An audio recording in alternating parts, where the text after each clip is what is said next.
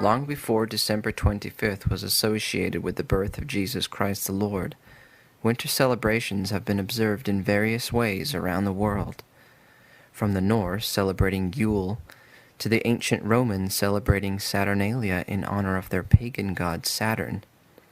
The question that I'm going to propose is this: should Bible-believing Christians celebrate Christmas? Before you answer, let's begin by looking at the history of this day and also how ancient pagan practices have been left behind for centuries. The Norse were a pagan civilization that worshipped gods such as Thor and Odin, and were known to have had human sacrifices.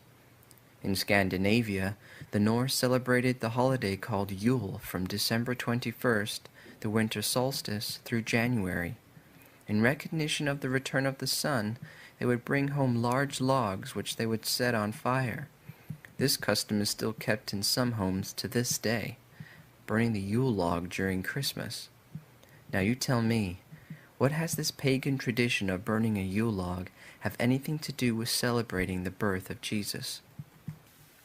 The celebration during the winter solstice for the ancient Romans was Saturnalia, a holiday celebrating the god of agriculture, Saturn. It was observed beginning in the week leading up to the winter solstice and continued for a full month. It was a hedonistic time where food and drink were plentiful and the normal order of things was turned upside down. Businesses and schools were closed so all could join in on the celebrations. During this time, some also celebrated the birth of Mithra, the pagan god of unconquerable sun, on December 25th. To the Romans, this was the most important day of the year. In the early 4th century, Catholic leaders decided to institute the celebration of Jesus' birth. They had a problem, though. Nowhere in the Bible does it say the actual date of Jesus' birth, nor does it say we are to honor this day at all. But Pope Julius I chose December 25th, the same date of Mithra's birth, keeping all the evil traditions alive anyway. Now, since Catholicism decided all this, should we obey Roman Catholicism or God, which warned us about her in Revelation 18:4 and 5? Come out of her, my people, that ye be not partakers of her sins, and that ye receive not of her plagues. For her sins have reached unto heaven, and God hath remembered her iniquities. Probably the most common symbol associated with Christmas is the Christmas tree. The origins of this custom date back long before it was adopted into Christmas.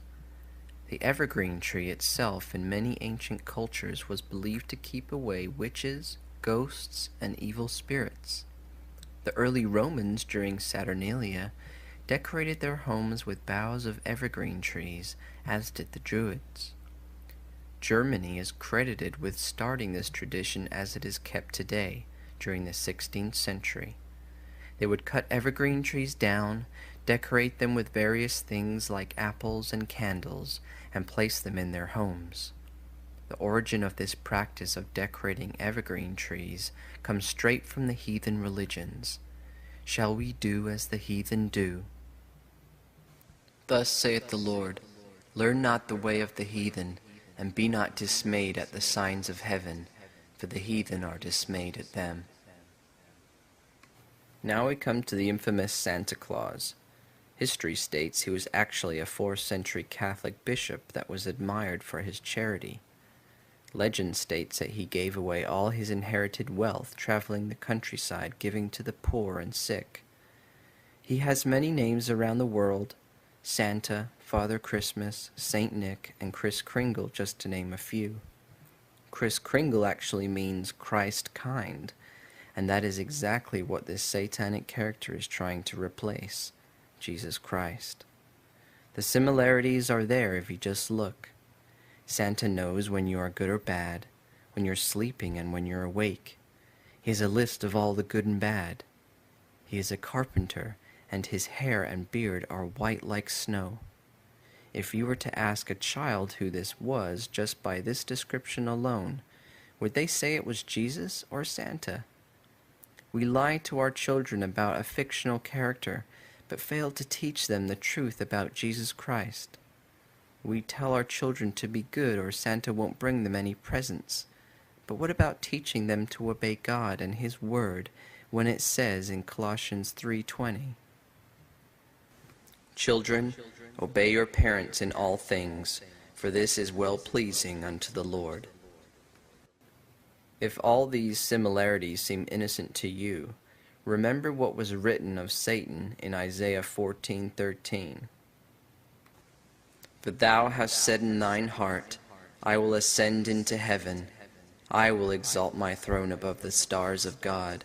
I will sit also upon the mount of the congregation in the sides of the north. I will ascend above the heights of the clouds. I will be like the Most High." Satan will try to replace Jesus any way he can. He is the father of lies. Now, after knowing all this information just given, I'll ask the same question from the beginning. Should Bible-believing Christians celebrate Christmas? No, we should not celebrate this day. We as Christians should not want to keep these pagan festivals alive. Their roots are satanic. Only the facade has changed to appear to be so-called Christianized. It's not about putting Christ back into Christmas either. Jesus Christ never had anything to do with Christmas in the first place. Catholicism changed its name, but that's all they did.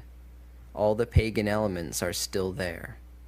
We are never told to celebrate the Lord's birth or remember it in some outward showing.